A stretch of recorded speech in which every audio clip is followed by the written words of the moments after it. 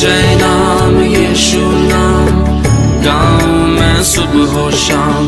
जय जय नाम यीशु नाम गाऊं मैं सुबह शाम। जय जय नाम यीशु नाम गाऊं मैं सुबह शाम। जय जय नाम यीशु नाम गाऊं मैं सुबह शाम। बलहीन का सहारा पापियों का दोस्त है तू, यीशु तू है कितना प्यारा, शब्द न कैसे बताऊं। बलहीन का सहारा पापियों का दोस्त है तू, यीशु तू है कितना प्यारा, शब्द न कैसे बताऊं। जय जय नाम यीशु नाम गाऊं मैं सुबह शाम। जय जय नाम यीशु नाम गाऊं मैं सुबह शाम। जय जय नाम यीशु नाम गाऊं मैं सुबह शाम। जय जय नाम यीशु नाम गाऊं मैं सुबह शाम। आप सुन रहे हैं सुबह संदेश मॉर्निंग वॉइस। अब प्रभु का दास जोशी अब्राहम संसर्जन से बांटा जाएगा। परमेश्वर का नाम की महिमा हो। मुझे सुनने वाला हर एक भाई बहनों को जल्दी आने वाला प्रभु यीशु मसीह का पावन नाम में हमारा प्यार भरा नमस्कार। आइए आज का मनन के लिए हम लोग पढ़ेंगे इफिसियों का पत्री 4 अध्याय उसका 12 से 16 तक पद। इफिसियों का पत्री 4 अध्याय उसका 12 से 16 तक। जिससे पवित्र लोग सिद्ध हो जाए और सेवा का काम किया जाए और मसीह की देह उन्नति पाए, जब तक कि हम सबके सब विश्वास और परमेश्वर के पुत्र की पहचान में एक न हो जाए और एक सिद्ध मनुष्य न बन जाए और मसीह के पूरे डील डाउल तक न बढ़ पाए, ताकि हम आगे को बालक न रहे जो मनुष्यों की डग विद्या और चतुराई से उनके भ्रम की युक्तियां के और उपदेश के हरेक जोके से उछाले और इधर उधर घुमाए जाते हो, वरन प्रेम में सच्चाई में चलते हुए सब बातों में उसमें जो सिर है अर्थात मसीह में बढ़ते जाओ, जिससे सारी देह और एक जोड़ को सहायता से एक साथ मिलकर और एक साथ गढ़कर उस प्रभाव के अनुसार जो हर एक अंग के ठीक ठीक कार्य करने के द्वारा उसमें होता है, अपने आप को चढ़ाती है और वो प्रेम में उन्नति करती जाए। पिछले सप्ताह हम लोग देख रहे थे कलीसिया में परमेश्वर कुछ सेवा का वरदान देकर कुछ अगुए लोगों को रखा है। 11 पद में हम लोग पढ़ा था, कुछ को प्रेरित नियुक्त करके, कुछ को भविष्यवक्ता नियुक्त करके और कुछ को सुसमाचार सुनाने वाला नियुक्त करके और कुछ को रखवाले और उपदेशक नियुक्त करके दे दिया। और ये सब सेवा का वरदान देने का उद्देश्य या इरादा हम इधर 12 से 16 पद तक हम लोग देख सकते हैं। क्यों ऐसा वरदान प्रभु दिया है और क्यों आत्मिक नेतृत्व को परमेश्वर कलीसिया में रखा है। 12 पद में हम लोग देख सकता है प्रभु ने क्यों ऐसे आत्मिक नेतृत्व को कलीसिया में रखा है। हम लोग उधर पढ़ते हैं, जिससे पवित्र लोग सिद्ध हो जाए और सेवा का काम किया जाए और मसीह की देह उन्नति पाए। मसीह की देह की बढ़ोतरी के लिए, उस उन्नति पाने के लिए और सारा विश्वासी लोग जो है सेवा का काम करने के लिए तैयार हो जाए या सिद्ध हो जाए, और उसके लिए इस आत्मिक नेतृत्व को परमेश्वर कलीसिया में रखा है। विश्वासी लोग कैसे सेवा का काम कर सकता है? जब परमेश्वर उन्हें दिया हुआ आत्मिक वरदानों को जब इस्तेमाल करता है और उसके द्वारा वो सेवा का काम किया जाता है, और उनके लिए उसके लिए विश्वासियों को जो तैयार करना ये आत्मिक नेतृत्व का जो कर्तव्य है। हर एक विश्वासी को परमेश्वर कम से कम एक वरदान दिया है, किसी को एक से ज्यादा वरदान दिया है, और उस वरदान के द्वारा वो क्या करना है? सेवा करना है। मतलब उसको परमेश्वर दिया हुआ वरदान को सही रीति से इस्तेमाल करना है।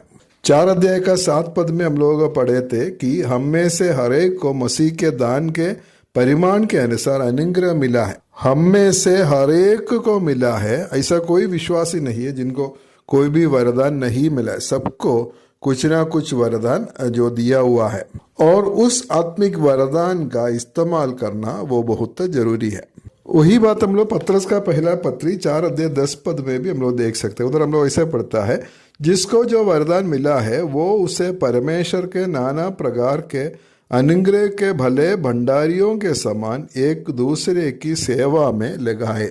जिसको जो वरदान मिला, जो विश्वासी को जो भी वरदान मिला है, वो वरदान को इस्तेमाल करके एक दूसरे की सेवा में लगाना है।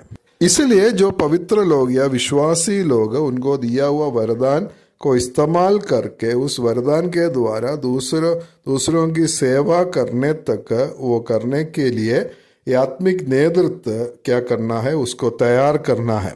और 13 पद में हम लोग पढ़ता है, जब तक कि हम सबके सब विश्वास और परमेश्वर के पुत्र की पहचान में एक ना हो जाए और एक सिद्ध मनुष्य ना बन जाए और मसीह के पूरे डील डाउल तक ना बढ़ पाए। कलीसिया का जो आत्मिक नेतृत्व जो है, मतलब कुछ विशेष वरदान मिले हुए लोग हैं, जैसा सुसमाचार सुनाने वाला और रखवाला या उपदेशक, और इसका जो सेवकाई कलीसिया में कब तक करना है, 13 पद में हम लोग पढ़ता है, जब तक कि सबके सब। इधर 3 विषय के बारे में हम लोग देख सकता है।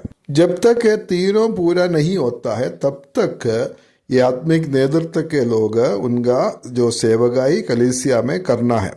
ये जो लक्ष्य जो है अगुवे लोगों का जो मन में होना चाहिए। जैसा एक सफर का नेतृत्व करने का वाला व्यक्ति जो दूसरे व्यक्तियों को, लोगों को उस लक्ष्य स्थान में पहुंच जाता है, और उसी प्रकार आत्मिक नेतृत्व करने वाला जो अगुवे लोग है उनका लक्ष्य है ये सब काम जब तक पूरा ना हो जाए तब तक उसको नेतृत्व करना है, उसका अगुवाई करना है। उसमें पहले बात है, जब तक कि हम सब विश्वास में एक ना हो जाए। हम लोगों का पिछले एक दिन में हम लोग देखा था, 4:5 में हम लोग देखा था कि हमारा एक ही विश्वास है, मतलब उद्धार पाने के लिए प्रभु यीशु मसीह पर हम लोग जो विश्वास किया वो एक ही विश्वास, एक ही बात हम लोग विश्वास किया, वो उद्धार के लिए था। लेकिन उद्धार के बाद में जब हम मसीही जीवन में जब आगे बढ़ते हैं तब इस विश्वास में अंदर हो सकता है, और हमारा विश्वास ऊंचे स्थाई तक पहुंचना बहुत जरूरी है। और पहला लक्ष्य ये है कि विश्वासी लोग विश्वास में एक हो जाना है। दूसरा हम लोग देख सकता है, परमेश्वर के पुत्र की पहचान में एक हो जाना है। पहचान शब्द के बारे में हम लोग पहले भी हम लोग देखा है, और वो पहचान शब्द जो है वो शब्द है एपिग्नोसिस। वही शब्द हम लोग 1 अध्याय 17 पद में हम लोग देखा था, हमारे प्रभु यीशु मसीह का परमेश्वर जो महिमा का पिता है तुम्हें अपनी पहचान में ज्ञान और प्रकाश की आत्मा दे। परमेश्वर का पुत्र की पहचान मतलब सिर्फ जानकारी नहीं है। प्रभु यीशु मसीह के बारे में हमें जानकारी है, लेकिन वो जानकारी बुद्धि से जो जानते हैं उसके बारे में इधर नहीं बताता है, वो है पहचानना है। और पहचानने का मतलब है अनुभव से जो मिलने वाला जो जानकारी, प्रभु के साथ में समय बिताकर अनुभव का तौर से हम लोग को जो मिलता है वो अनुभव से प्रभु को जानना, और उसको बोलता है पहचान। परमेश्वर की पुत्र की पहचान में हम लोग आगे बढ़ना है, प्रभु को और अधिक से अधिक हम लोग पहचानना है, और उसके लिए प्रभु के साथ में हम लोग समय बिताना बहुत जरूरी है। और उसके लिए ये आत्मिक नेतृत्व के लोग, अगुवे लोग जो कलीसिया में उसकी सेवा करते हैं और विश्वासियों को उसके लिए मदद करता है। और तीसरा जो लक्ष्य है हम लोग देख सकता है, एक सिद्ध मनुष्य बन जाए और मसीह के पूरे डील डाउल तक बढ़ जाए। सिद्धता होना है और आत्मिक बढ़ोतरी होना है। आत्मिक जीवन में या विश्वासी जीवन में सिद्धता या परिपक्वता का जरूरत है। 14 में हम लोग पढ़ सकता है कि हम आगे को बालक ना रहे। फिर क्या होना है, एक सिद्ध मनुष्य हम लोग बनना है और पूरा परिपक्व होना है, और मसीही जीवन में हमारा बढ़ोतरी होना है, उन्नति होना है, कलीसिया की उन्नति होना है। और कहाँ तक हमारा उन्नति होना है, परमेश्वर चाहता है कि हम लोग उसके पुत्र की समानता में हो जाना है। प्रभु यीशु मसीह तक हम लोग बढ़ना है। हमारा स्वभाव, हमारा सोच विचार, हमारा बोली, सब कुछ प्रभु यीशु मसीह का जैसा बनना है और तब तक हम लोग को बढ़ना बहुत जरूरी है। और इसके लिए जो आत्मिक नेतृत्व है, जो अगुवे लोग हैं, कलीसिया में सेवा करते हैं, कलीसिया की उन्नति के लिए और जो हम लोग सिद्ध होने के लिए और परिपक्व होने के लिए प्रभु हमें सहायता करे। जैसा परमेश्वर चाहता है वैसा हम मसीह में आगे बढ़ने के लिए, आत्मिक बढ़ोतरी हमारा होने के लिए प्रभु हमें मदद करे। परमेश्वर का नाम की महिमा हो।